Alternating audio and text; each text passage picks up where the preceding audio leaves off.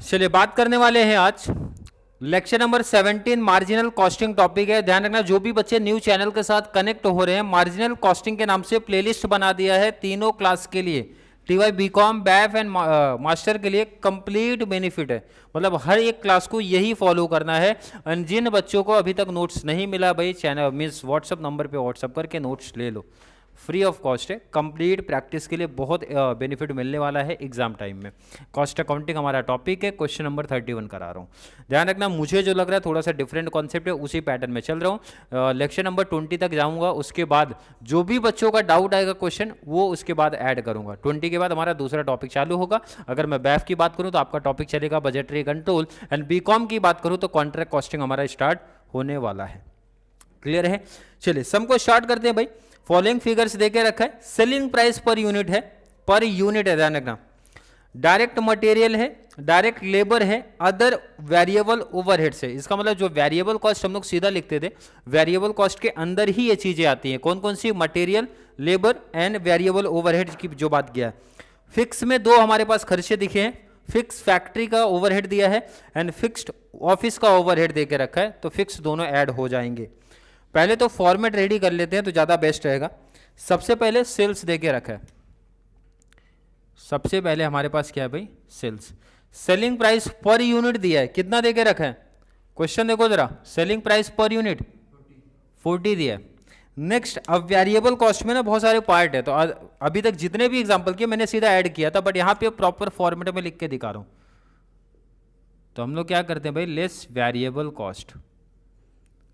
Clear है? Underline करना, क्योंकि इसके अंदर सब पार्ट आ रहे हैं। तो वेरिएबल कॉस्ट के अंडर क्या क्या चीजें आई हैं ध्यान देते हैं। डायरेक्ट मटेरियल दिया है, क्या दिया है भाई? Direct material, direct labour, direct material and other variable overhead. Clear है? डायरेक्ट मटेरियल का रेट कितना दिया? अगर मैं रेट की बात करूं, लेबर कितना, ओवरहेड कितना? चलिए तीनों को ऐड कर दो, टोटल आ गया वेरिएबल कॉस्ट। क्लियर है? एंड इसको अगर माइनस करते हैं तो हमें क्या मिलेगा? कंट्रीब्यूशन। तो कंट्रीब्यूशन कितना माइनस कर दो। क्लियर? पर यूनिट, ध्यान रखना पर यूनिट आ रहा है। एंड इसमें से हम लोग माइनस क्या करते हैं? Fix cost. तो फिक्स कॉस्ट हमारे पास दो हैं। अगर मैं फिक्स कॉस्ट की बात करूं तो फिक्स कॉस्ट हमारे पास दो हैं, तो दो हैं तो डिटेल तो अंडरलाइन। कौन कौन सा दिया जरा देखते हैं। पहला फैक्ट्री ओवरहेड है, पहला fixed factory overhead and next fixed office overhead. चलिए फैक्ट्री ओवरहेड कितना दिया है? 320।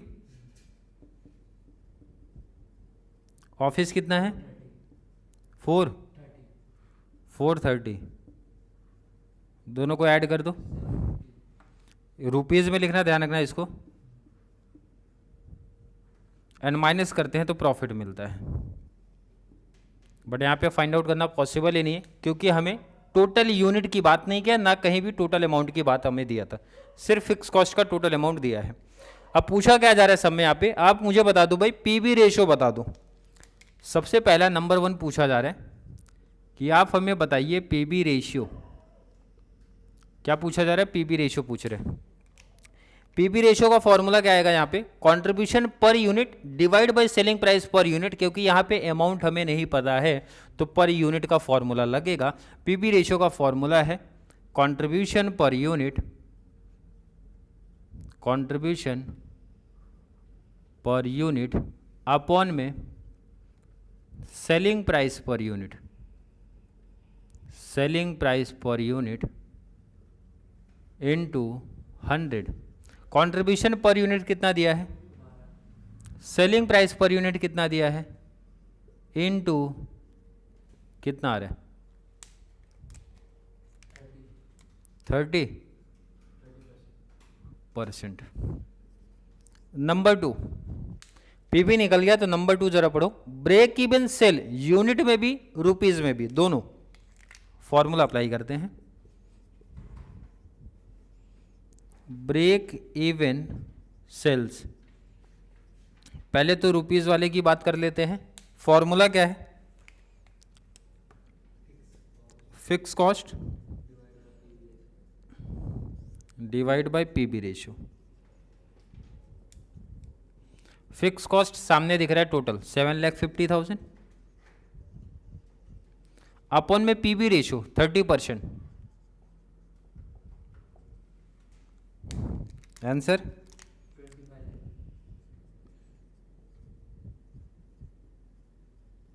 क्लियर है आपसे। लेकिन पूछा नंबर 2 में एक और चीज, ब्रेक इवन यूनिट में बता दो आप। ब्रेक इवन आपसे पूछ रहा है भाई, ब्रेक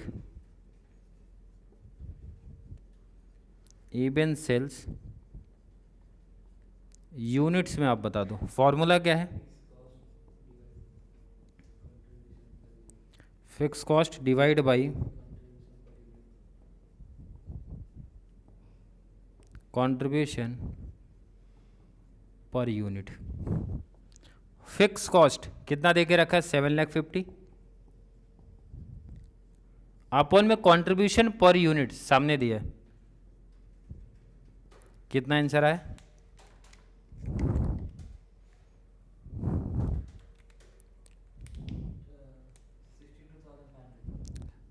62,500 यूनिट्स। ध्यान रखना यूनिट्स में है क्योंकि यूनिट आप निकाल रहे हो। नेक्स्ट डिटेल पढ़ते हैं जरा। सेल्स बता दो अगर प्रॉफिट 4,50,000 है तो इसके लिए तो रिक्वायर्ड सेल्स का फॉर्मूला हमारे पास है। थर्ड नंबर पे आपसे रिक्वायर्ड सेल्स पूछा जा रहा है। क्या पूछ रहे हैं? Required sales. Required sales formula क्या है? प्लस डिजायर्ड प्रॉफिट अपॉन में पीवी रेशियो। फिक्स कॉस्ट कितना दिया है? 7,50,000 प्लस डिजायर्ड प्रॉफिट कितना देखे रखा है? क्वेश्चन में मेंशन था, कितना था? 4,50,000 अपॉन में पीबी रेशियो। तो पीबी रेशियो यहाँ पे मेंशन था, फाइंड आउट किया हमने 30%। दोनों को ऐड कर दो, डिवाइड बाय 30% कर दो।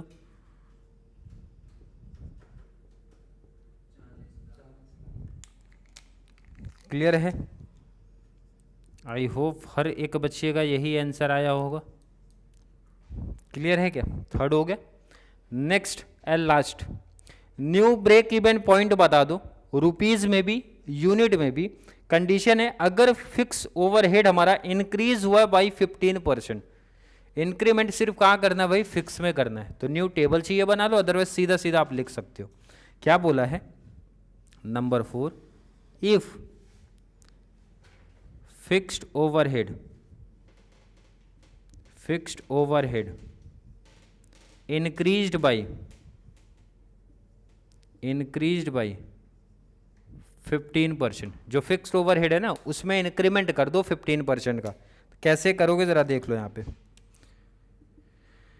कैसे करना भाई। फिक्स्ड कितना हमारे पास? 7,50,000 प्लस 750 का 15%।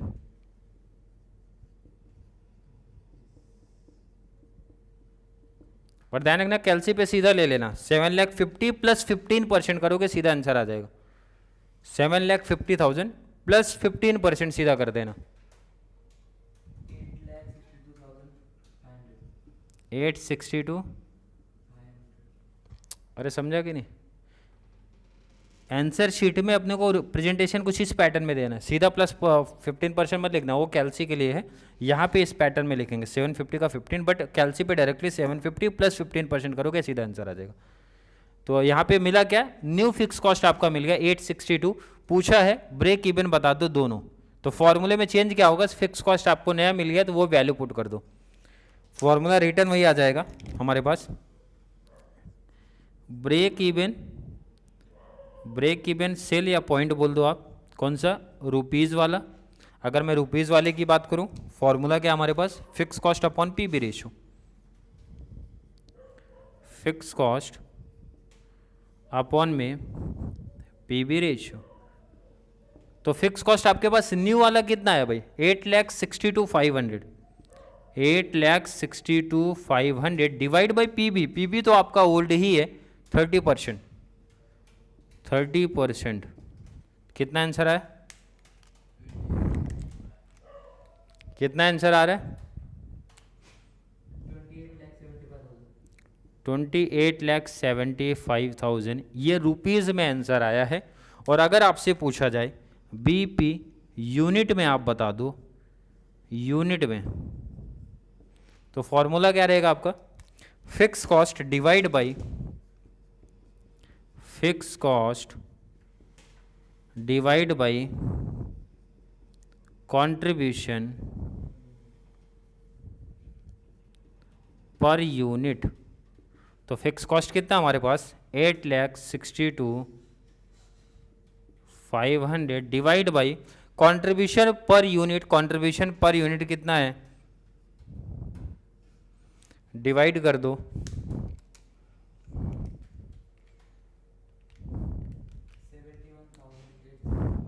71,875 यूनिट्स आया, ध्यान रखना यूनिट्स। क्लियर है कि नहीं है। अगर आपको फिक्स कॉस्ट में इंक्रीमेंट करने बोला तो फिक्स कॉस्ट में इंक्रीमेंट करना, क्लियर है। अगर आपको सेलिंग में बोला होता तो ध्यान रखना तब न्यू पीबी निकलता। न्यू पीबी कब निकलेगा, जब आपके कंट्रीब्यूशन या फिर सेल में कहीं चेंज हो जाएगा तो निकलता है, क्योंकि कंट्रीब्यूशन सेल में यहाँ पे तो कोई चेंज ही नहीं हुआ, यहाँ पे चेंज उन्होंने सिर्फ फिक्स में बोला था, इसलिए पीबी में कोई चेंज नहीं होगा। सीधा फिक्स कॉस्ट का चेंज करो, बाकी तो पूरा वहीं से कॉपी पेस्ट कर लो। 30 यहाँ था तो 30 यहाँ भी रहेगा, कंट्रीब्यूशन पर यूनिट 12 यहाँ था तो यहाँ भी रहेगा। फिक्स में चेंज बोला था तो फिक्स को चेंज करना है। क्लियर है, नोट कर लो पहले आप इसको। चलिए, क्लियर कॉन्सेप्ट है। आई थिंक हर एक बच्चे का यहाँ तक का कॉन्सेप्ट क्लियर होगा। फिर भी किसी बच्चे को आज की क्लास को लेकर कोई भी डाउट, कोई भी कन्फ्यूजन क्रिएट होता है तो ज़रूर नीचे कमेंट में ऐड कर दो, या फिर कॉन्सेप्ट क्लियर है, वीडियो आपको थोड़ी सी भी हेल्पफुल लग रही है तो वीडियो को ज़्यादा से ज़्यादा TY BCom BAIF and master वाले बच्चों को जरूर शेयर करें, ताकि उनको इस चैनल से कंप्लीट बेनिफिट मिल सके। तो चलिए मिलेंगे अगली क्लास में, तब तक के लिए थैंक यू सो मच।